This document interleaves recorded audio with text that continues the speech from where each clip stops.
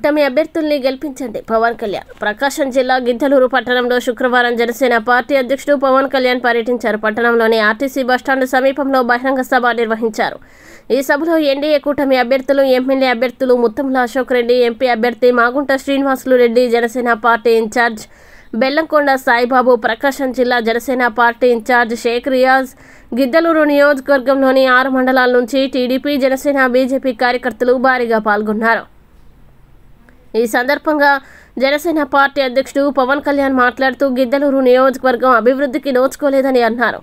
ఎంతో మంది నాయకులు వచ్చారు కానీ ఈ ప్రాంతాన్ని అభివృద్ధి చేయలేదన్నారు. కూటమి ఆధ్వర్యంలో గిద్దలూరును అభివృద్ధి చేసే బాధ్యత తాను తీసుకుంటానని వెల్లడించారు. అలాగే వైసీపీ నాయకులు గూండాయిజం చేస్తున్నారని ఆగ్రహం వ్యక్తం చేశారు. రోడ్లు కావాలని అడిగిన వెంగయ్య నాయుడిని వైసీపీ గుండాలు పొట్టన పెట్టుకున్నారని ఆవేదన వ్యక్తం చేశారు. తాను ఈ జిల్లాలోనే పుట్టానని, ఈ ప్రాంతం కష్టాలు తెలుసని అన్నారు. వెలిగొండ ప్రాజెక్టు నుంచి ఈ ప్రాంతానికి నీళ్లు ఇవ్వడంతో పాటు కంబం చెరువును అభివృద్ధి చేస్తామని అన్నారు. ముఖ్యంగా యువకులకి ఉపాధి కల్పిస్తామని, ఈ ప్రాంతం నుంచి వలసలు లేకుండా చూస్తామని పేర్కొన్నారు.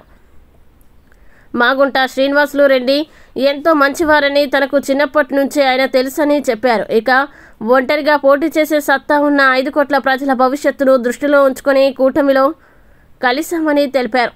ఎన్డీఏ కూటమి అభ్యర్థులైన ఎమ్మెల్యే అభ్యర్థి ముత్తముల అశోక్ రెడ్డిని, ఒంగోలు ఎంపీ అభ్యర్థి మాగుంట శ్రీనివాసులు రెడ్డిని గెలిపించాలని విజ్ఞప్తి చేశారు. వైసీపీ నాయకులకు పచ్చని చెట్లని కొట్టివేయడమే తప్ప పెంచడం తెలియదని ఎద్దేవా చేశారు. ఈ ప్రాంతానికి అన్యాయం జరగకుండా చూసే బాధ్యత తాను తీసుకుంటానని అన్నారు. ఈ కార్యక్రమంలో జనసేన, టీడీపీ, బీజేపీ నాయకులు, కార్యకర్తలు తదితరులు పాల్గొన్నారు.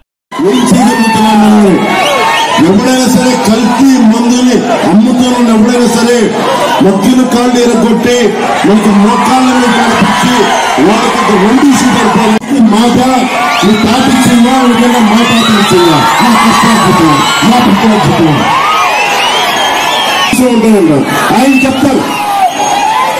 చెప్తారు ఆ ఆస్తి మీద ఉంచుకోవచ్చు ఉండేవాడు చెప్పడానికి. నేనే చాలా సార్లు అవసరం ఉన్నప్పుడు మా ఇంటికి నేనే బైక్ ఏం చేస్తాం, వడ్డీ వ్యాపారం దగ్గరికి వెళ్తాం, లేదంటే ఒక ఫైనాన్షియల్ దగ్గరికి వెళ్తాం. ఆ రోజు మీకు చెప్పా, ఈ ఎమ్మెల్యేని వేధించకపోతే నాకు చేస్తాను కాదు, ఇతరు పౌరులు సరిగ్గా రోడ్లు చెత్త పడేస్తున్నారంటే వేధించి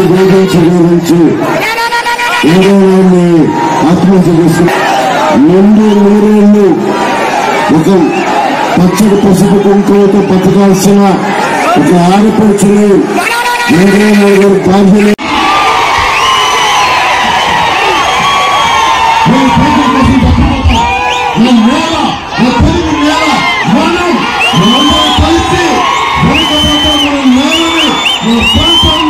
ముందుకు తీసుకురావాలని